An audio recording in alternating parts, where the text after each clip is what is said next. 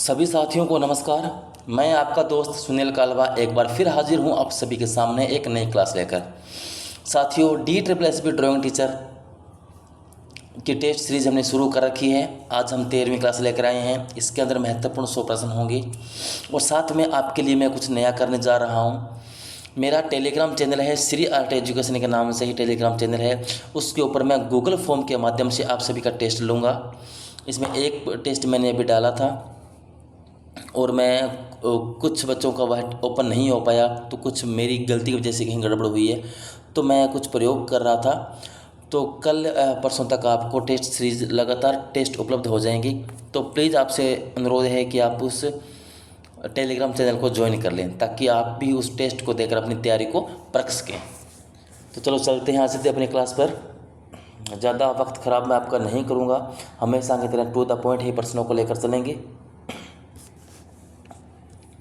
आज का पहला प्रश्न, चट्टान से अखंड मूर्तिकला की शानदार उदाहरण पंचरथ स्मारक का परिसर कहाँ है?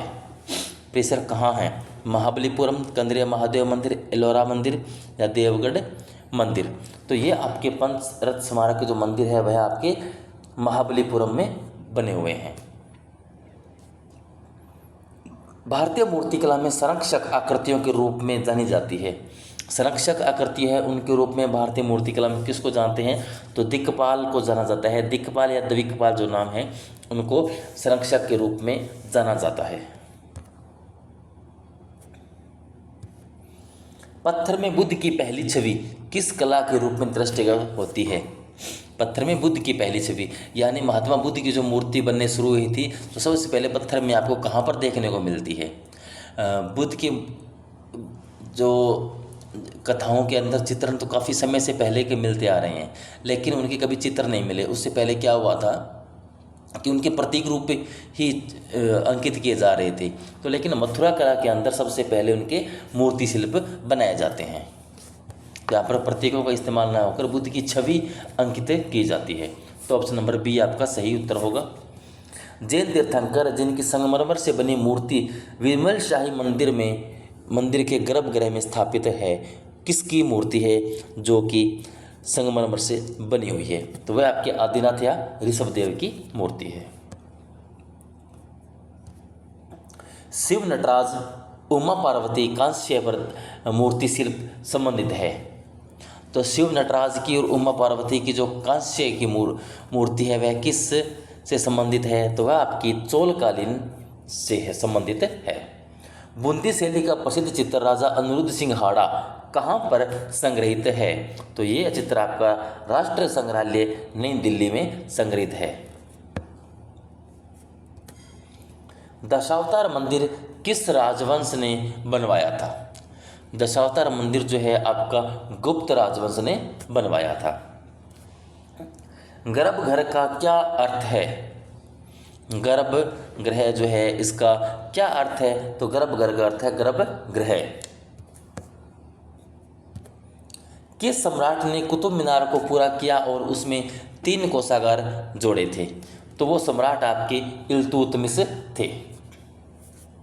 महाबलीपुरम में पूर्व और पश्चिम में निम्नलिखित में से कौन सा मंदिर स्थापित है? महाबलीपुरम में पूर्व और पश्चिम के अंदर कौन सा मंदिर स्थापित है? तो वहाँ पर शिव का मंदिर स्थापित है।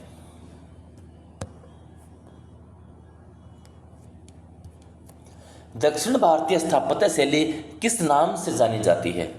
जो दक्षिण भारतीय स्थापत्य शैली है उसको द्रविड़ के नाम से जाना जाता है। गंगावतरण पल्लवंश नाम रिलीफ मूर्तिकला की विषय वस्तु है।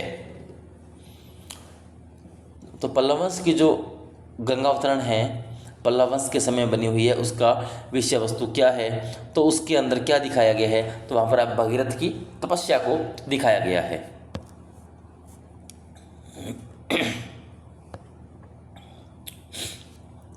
खजुराहो के मंदिरों में सबसे बड़ा, ऊंचा और कलात्मक मंदिर कौन सा है? तो कंद्रिया महादेव का मंदिर जो है सबसे ऊंचा, सबसे बड़ा और सबसे कलात्मक मंदिर है। उल्लेखनीय मूर्ति श्रम की जीत या श्रम की विजय कहाँ स्थित है? तो यह मूर्ति शिल्प आपका मरीना बीच चेन्नई में स्थित है। कलाकार एफ.एन. सूजा का पूरा नाम क्या है? एफ.एन. सूजा का जो पूरा नाम है वह फ्रांसिस न्यूटन सूजा है। जश्न इनमें से किसकी त्रिफलक चित्रकारी है?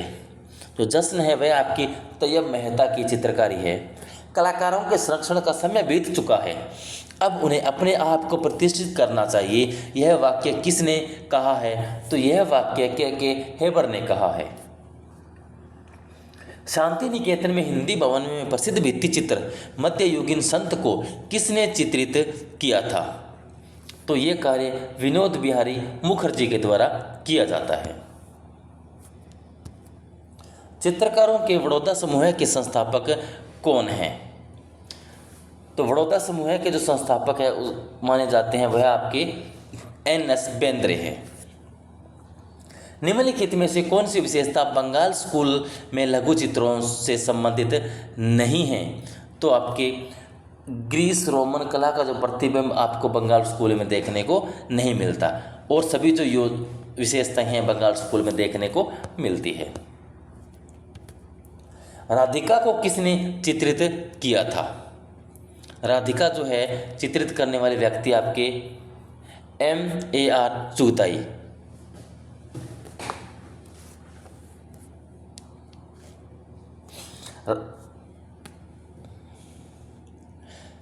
राष्ट्रीय संग्रहालय नई दिल्ली में संग्रहित गोपियों संकृष्ण टेम्परा तकनीक में चित्रित है, किसका माध्यम है? जिसका माध्यम है, यानी गोपियों संकृष्ण जो चित्र बना हुआ है टेम्परा तकनीक में वह किस माध्यम में बना हुआ है? तो आप देखते हैं कि वह जो चित्र है कागज पर जल रंग से बना हुआ है। भारतीय विषयों को पाश्चात्य शैली में किसने चित्रित किया है? तो अमृता शेरगिल ने किया है। उस्ताद फकीरुल्लाह खान ने शाहजहां के प्रिय पुत्र दारा शिकोह के अनुरोध पर 1640 ईस्वी में कौन सा चित्र बनाया था? तो उन्होंने संत कबीर वैरेदास का चित्र बनाया था। नंदलाल बोस अध्यक्ष थे। नंदलाल बोस जो है वह आपके विश्व भारती कला भवन के अध्यक्ष थे। मुगल कालीन चित्र कृष्ण गोवर्धन पर्वत को उठाए हुए यानी गोवर्धनधारी कृष्ण का चित्रकार कौन है? तो इसके चित्रकार मिस्किन हैं। राजा रवि वर्मा के निम्नलिखित चित्रों में से कौन सा चित्र भारतीय अर्थशास्त्र की दयनीय अवस्था को दर्शाता है? तो कौन सा चित्र है जो भारतीय अर्थव्यवस्था की दयनीय दशा को दर्शाता है? तो आपका भिक्षुक परिवार है। निम्नलिखित में से किसे राजा रवि वर्मा द्वारा चित्रित नहीं किया गया था? तो इन चित्रों के अंदर आप देखते हैं तो ब्रह्मचारी जो चित्र है वह राजा रवि वर्मा के द्वारा नहीं बनाया गया है, और बाकी सभी राजा रवि वर्मा के प्रमुख चित्र है।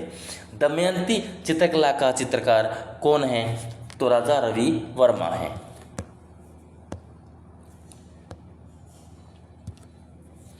N.S. बेंद्रे का प्रसिद्ध चित्र गपशप कहाँ पर संग्रहित है? तो यह आपका ललित कला अकादमी नई दिल्ली में संग्रहित है।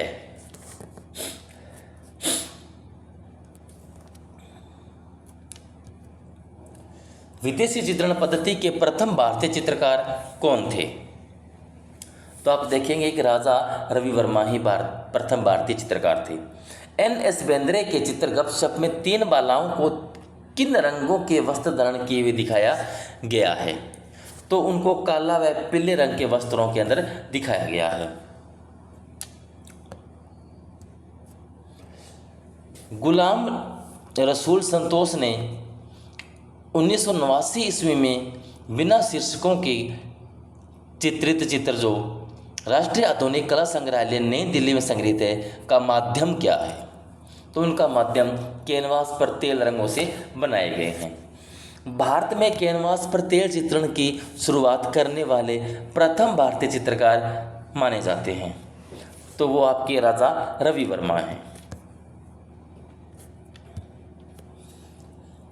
प्रसिद्ध चित्र गिद्ध के चित्रकार कौन हैं? तो वो आपके कमलेश दत्त पांडे है। इनमें से किस स्कूल के कलाकार केवल बेचने के लिए ही चित्रकारी करते थे? तो वो आपका आता है कंपनी स्कूल।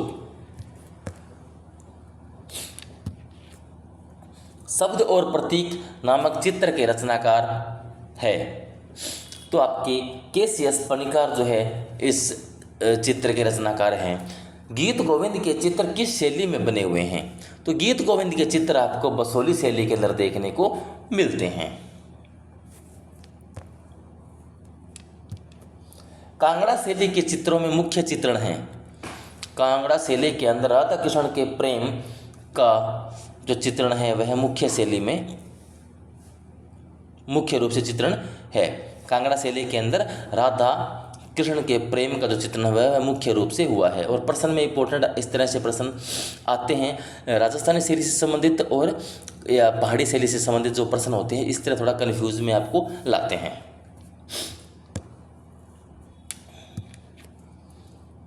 प्रेम धारित विषयों का सर्वाधिक अंकन कौन सी भारतीय चित्र शैली के अंदर हुआ है? तो वह आपका कांगड़ा शैली के अंदर हुआ है। सन 1966 ईस्वी में किस कलाकार ने चोल मंडल आर्टिस्ट विलेज की स्थापना चेन्नई में की थी? तो वो आपके कलाकार हैं केसीएस पनिकर।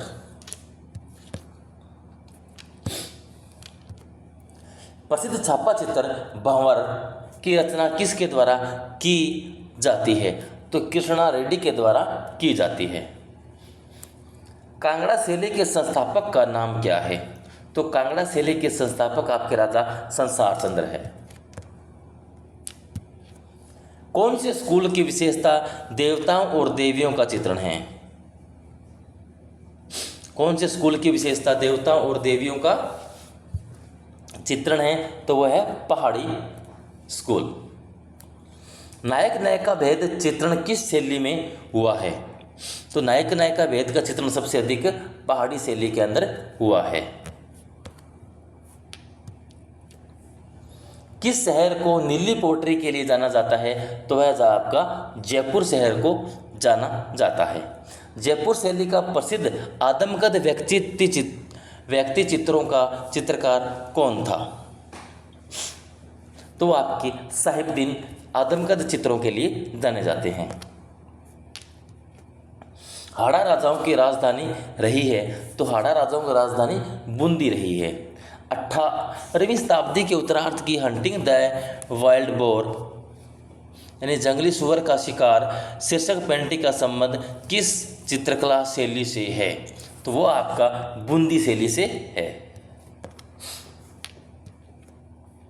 राजस्थान के प्रसिद्ध चित्र ढोला मारू राजा व रानी किस पशु पर सवार चित्रित है? तो ये आपके ऊंट के ऊपर सवार चित्रित किए गए हैं।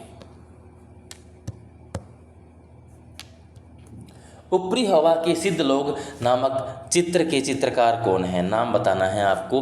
तो इसके चित्रकार आपके अवनी बाबू है। नागरी दास ने बड़ी ठणी का वर्णन किया था, किसके रूप में किया था? राधा के रूप में, नायिका के रूप में? तो उन्होंने राधा के रूप में वर्णन किया था। प्रसिद्ध मूर्तिकार व छापा चित्रकार कृष्णा रेड्डी का जन्म कब व कहाँ हुआ था? तो इनका जन्म 1925 ईस्वी आंध्र प्रदेश में होता है। 1605 ईस्वी में मेवाड़ के चावड़ में चित्रित रागमाला श्रृंखला के चित्रों को किस चित्रकार ने चित्रित किया था? तो ये चित्रकार आपके थे निसारुद्दीन। भगवान की लीलाओं से संबंधित किस भगवान के चित्र राजस्थानी कला में सबसे अधिक बने हैं? तो वो आपके हैं श्री कृष्ण। कौन सा दक्खन शैली अपने नृत्य दृश्यों के लिए प्रसिद्ध है? तो गोलकुंडा है। विश्व प्रसिद्ध ताजमहल का निर्माण अधिकांशतः से प्राप्त किया जाता है? तो वह आपका संगमरमर से किया जाता है।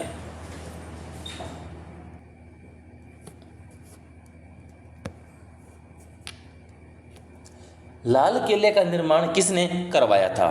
तो लाल किले का निर्माण शाहजहां के द्वारा करवाया जाता है। निम्नलिखित में से कौन मुगल राज दरबार की महिला चित्रकार थी? तो इन नामों के अंदर आप देखते हैं कि साइफा बानो जो है मुगल राज दरबार की महिला चित्रकार थी। मुगल सुंदरी के चित्र किसके समय में बने थे? तो ये चित्र जहांगीर के समय में बने थे।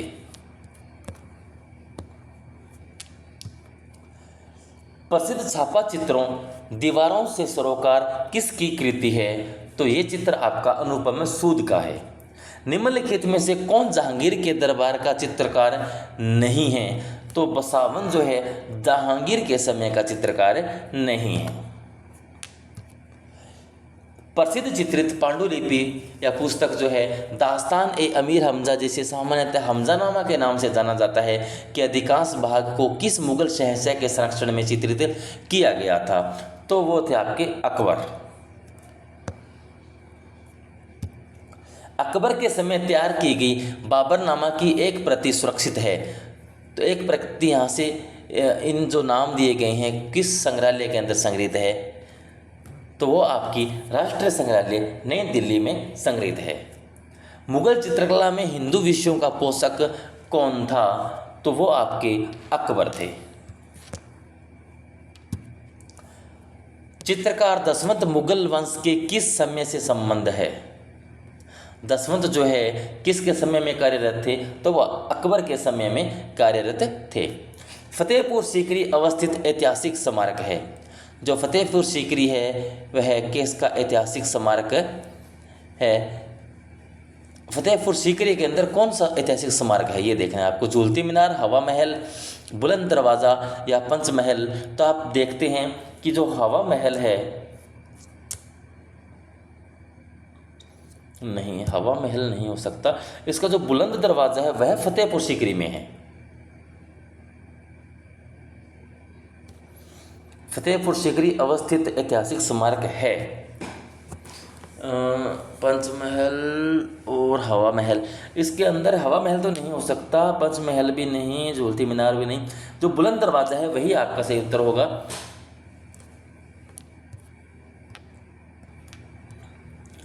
तो इसका उत्तर बी और डी दोनों होंगे, क्योंकि पंचमहल और बुलंद दरवाज़ा दोनों ही फतेहपुर सीकरी के अंदर है। देखो मैंने अभी डाउट क्लियर किया है ताकि आपको किसी प्रकार की परेशानी न हो। तो फतेहपुर सीकरी के अंदर आपको बुलंद दरवाज़ा भी है और पंचमहल भी है।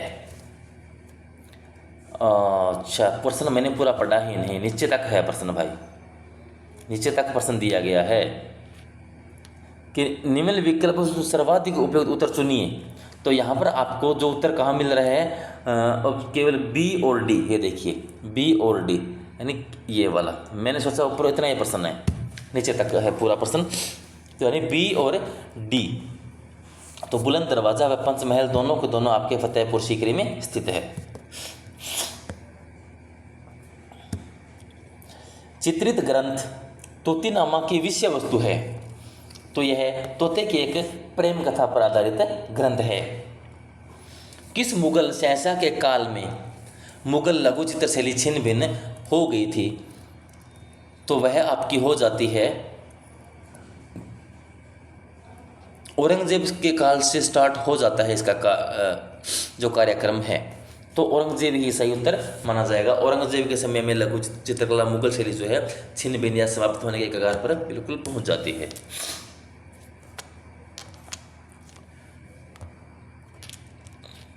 मुगल लघु चित्र शैली का उद्भव यानी जन्म और आरंभ किस काल समय अवधि में हुआ था? तो ये आपकी 16वीं सदी ईस्वी के अंदर इसका जन्म या आरंभ होता है। मुगलिया उस्ताद चित्रकार मीर सईद अली तबरेज़ के फ़ारसी उस्ताद का नाम बताइए। तो इनके फ़ारसी उस्ताद थे बिहजाद।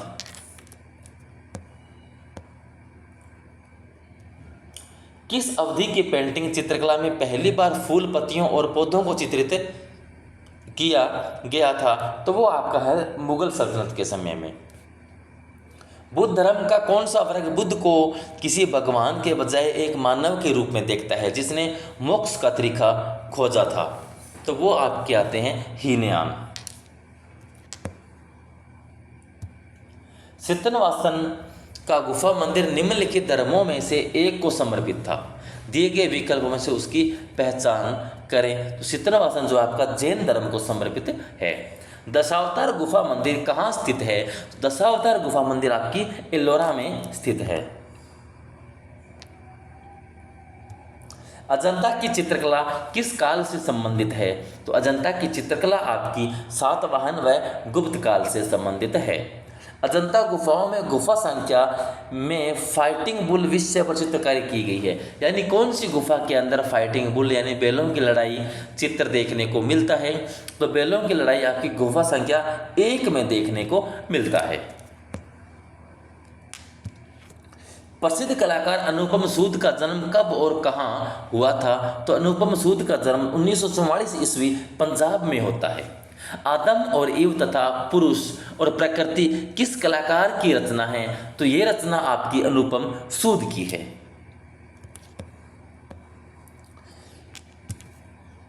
अप्सरा नामक चित्र अजंता की किस गुफा में है?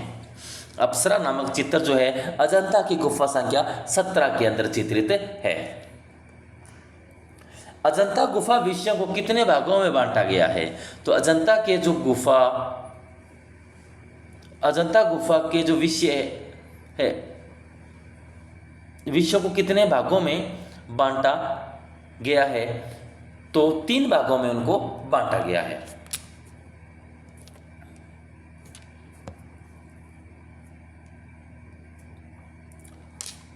अजंता गुफाओं में 1000 बुद्ध किस संख्या की गुफा में चित्रित है? 1000 बुद्ध कौन सी गुफा के अंदर चित्रित है? तो वो आपके गुफा संख्या 2 में चित्रित है। अजंता के किस नंबर की गुफा में लेटे हुए बुद्ध की प्रतिमा महानिर्माण स्थित है? तो वह आपकी गुफा संख्या 26 में स्थित है।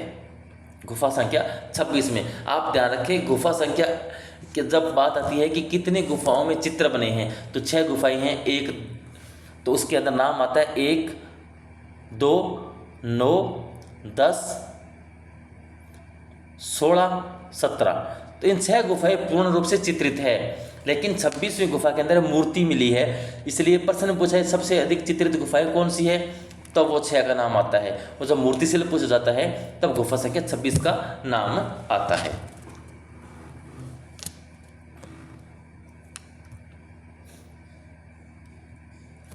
खनिज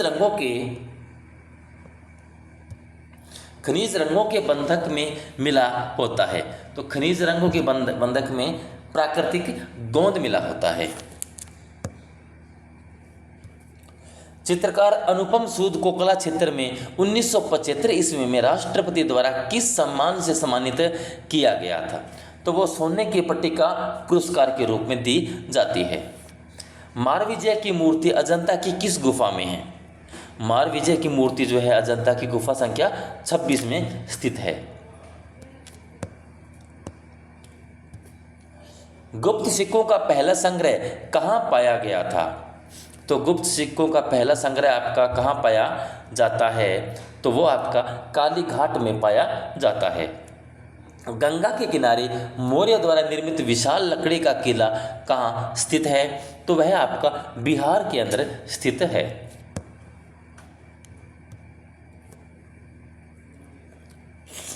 स्तूप के किस भाग को हर्मिका कहते हैं? जो हर्मिका है वह आपका जो अंड का ऊपरी भाग होता है वह हर्मिका कहलाता है। गौतम बुद्ध के गुरु कौन थे? तो गौतम बुद्ध के गुरु अलार कलाम थे। बुद्ध के मानवीय रूप में प्रतिमाएं या चित्र में प्राप्त है। तो किस में है? महायान संप्रदाय के अंदर मानवीय रूप में प्रतिमाएं या चित्र प्राप्त होती है।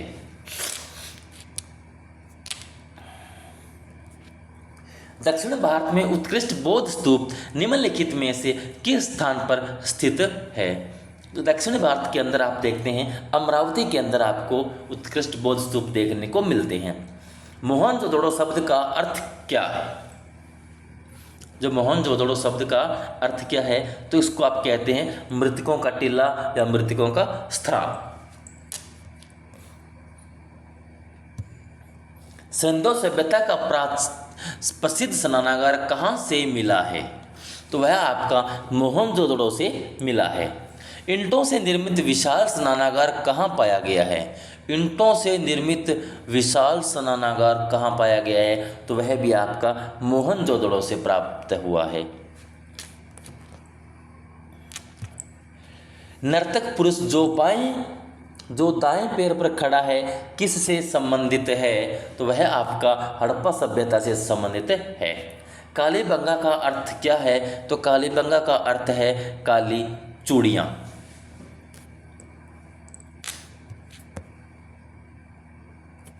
यूनिकॉर्न छवि हमें देखने को मिलती है। तो यूनिकॉर्न छवि जो हमें सिंधु घाटी की मोहरों में देखने को मिलती है।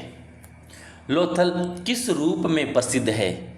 लोथल किस रूप में प्रसिद्ध है? तो ये हड़प्पा का बंदरगाह के रूप में प्रसिद्ध है। हड़प्पा सभ्यता का हड़प्पा कालीन बंदरगाह के रूप में प्रसिद्ध है। इनमें से कौन हड़प्पा सभ्यता का हिस्सा नहीं है? कौन सा हड़प्पा सभ्यता का हिस्सा नहीं है? तो बौद्ध मंदिर जो है हड़प्पा सभ्यता का हिस्सा नहीं है और बाकी सभी की सभी चीज़ें हड़प्पा सभ्यता का हिस्सा है। तो दोस्तों आज के लिए बस इतना ही। कैसी लगी आज आपको क्लास, प्लीज़ आप कमेंट करके मुझे ज़रूर बताएं। अगर आपको मेरे वीडियोस पसंद आ रहे हैं तो अपने दोस्तों को शेयर करें, मेरे चैनल को सब्सक्राइब करें। पढ़ते रहें, मस्त रहें। धन्यवाद।